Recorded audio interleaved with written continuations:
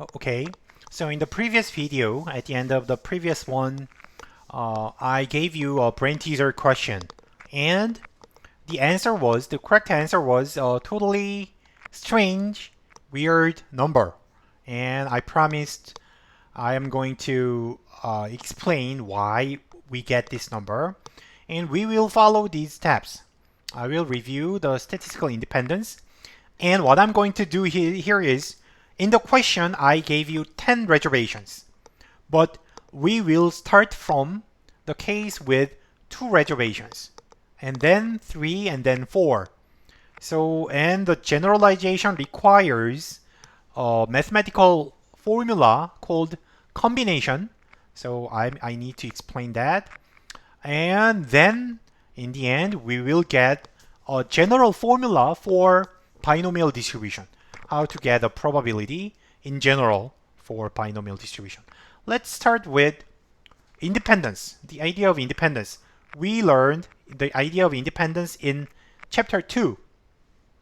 So statistical independence was introduced in chapter 2, and let's review here. Suppose that A and B are two independent binary random variables, and then choose a statement that is not correct. If they are independent, what is not correct? What is not implied? So in case if you wonder what if you are uncertain, then please go review chapter 2. Then it will help a lot. So okay, then the answer is D. D is the answer. It is not implied by independence. And remember, this is the special addition rule which was given in chapter 1, and this holds when A and B are mutually exclusive, which has nothing to do with independence. So D is not implied. Let's think about the other guys. So A, C, E are related to each other. So that means probability of A equals probability of A when B is success. So so when they are independent, the success of B has no effect on A. So it's true.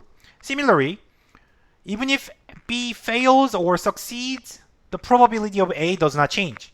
That's the definition of independence. And same as E. So the probability of A is not affected even if B failed. So A, C, E are actually the same meaning. And B is the special multiplication rule, which is true when A and B are independent. So A, B, C, E are all implied by statistical independence. But we are going to use B. B is the most important property we need here. So so when they are statistically independent, what it says is the probability of intersection. So remember, probability of and, intersection means and, probability that A succeeds and B succeeds at the same time. Two events happen at the same time, and this probability can be split into single probabilities and multiplied.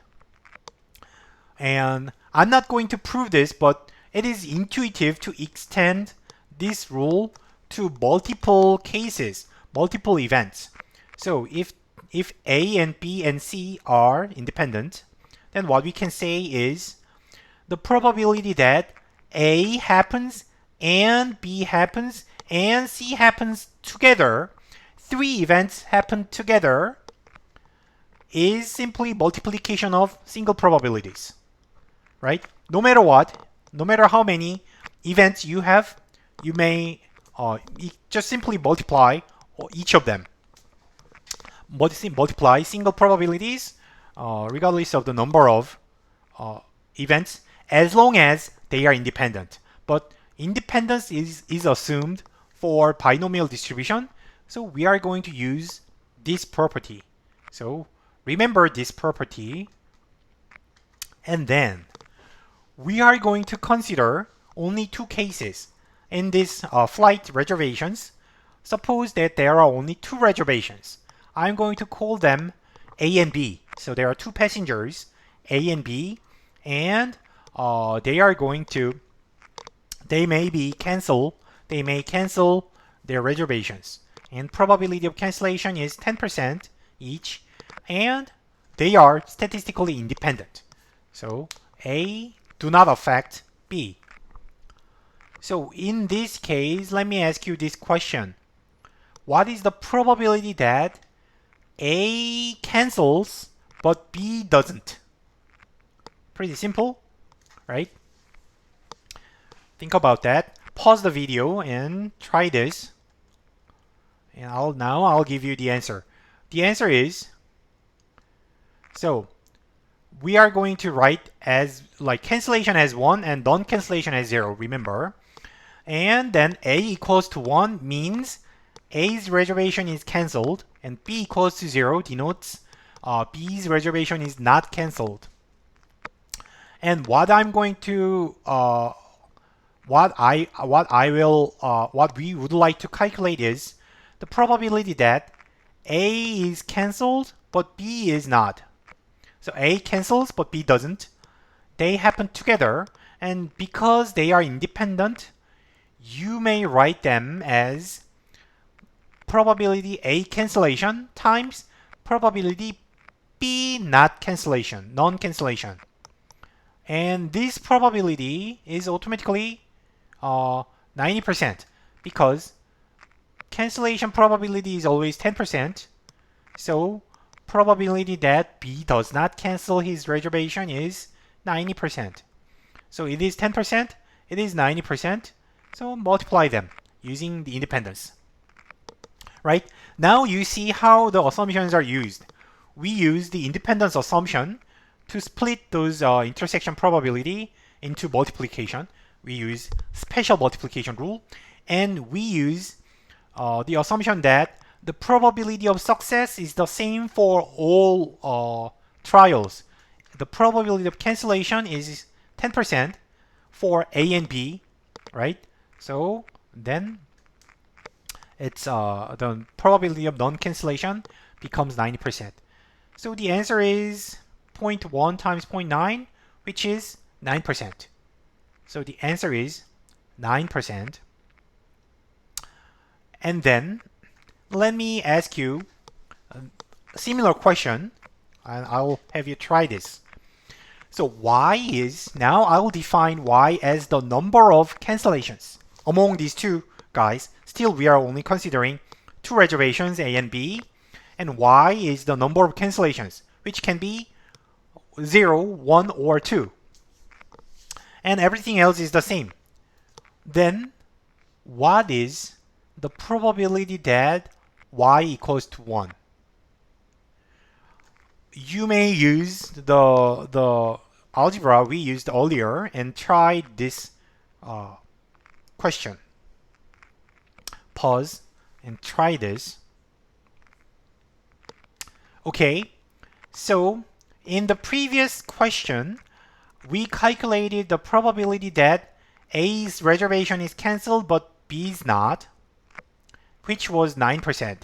So one reservation is cancelled and the other not, so it's 9%.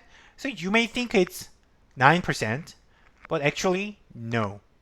The answer is 18%. Because you have to think about this 2x2 table. So there are only two reservations, and for each reservation, there are only two possible outcomes. So there are totally 4 possible outcomes, 2x2. And among these 4 cases, we are looking for the probability here and there. So I only said the number of cancellations is 1, but I did not say who cancels. So that event Y equals to 1 includes the case where B cancels and also includes the case where A cancels. So among those 4 outcomes, you have to include those 2 outcomes.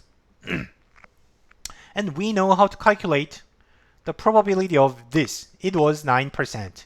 We calculated this probability in the previous exercise. And then this probability can be calculated in the same way.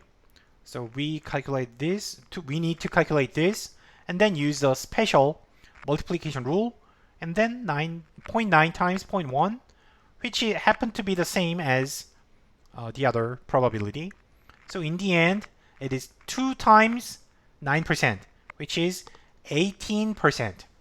So you know it is already getting tricky.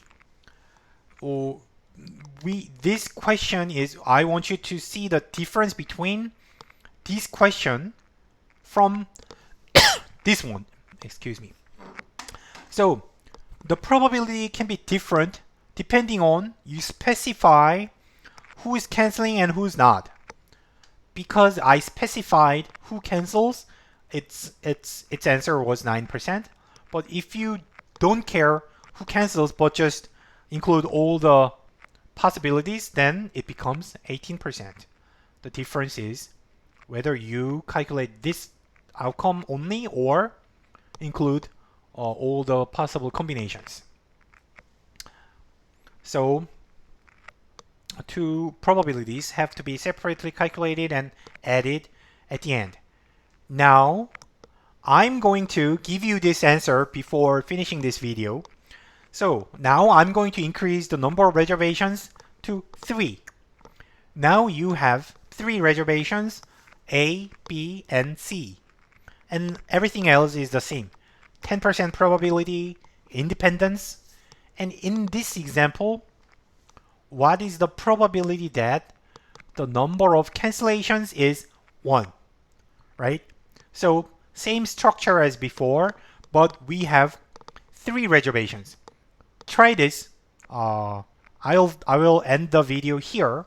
So try this question, and then at the beginning of the next video, I will show you how to handle this case.